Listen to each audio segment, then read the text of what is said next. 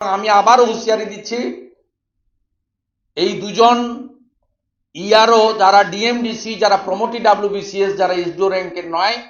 তাদেরকে করার জন্য সরকারের বিরুদ্ধে ব্যবস্থা ইলেকশন কমিশন নিক। কারণ মমতা ব্যানার্জি সংবিধানটাও পড়েননি, তিনি একটা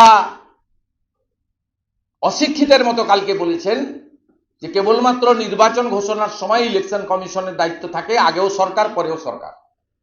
আগেও সরকার পরেও সরকার, সেটা তো ঘটনা, কিন্তু ইলেকশনের দায়িত্ব কোন সরকারের নয়, ইলেকশন কমিশনের। ভারতের সংবিধানের আর্টিকেল যে আছে তার 324 থেকে 329, মমতা বন্দ্যোপাধ্যায়কে বলবো যদি ইংরেজি পড়তে অসুবিধা হয় অনুব্রত মণ্ডলকে দিয়ে বাংলা করিয়ে নিন, করিয়ে নিয়ে আপনি একটু পড়ুন, মাথা ঠান্ডা করে পড়ুন, তারপরে পরের কোনো সভাতে সংশোধন করে নেবেন।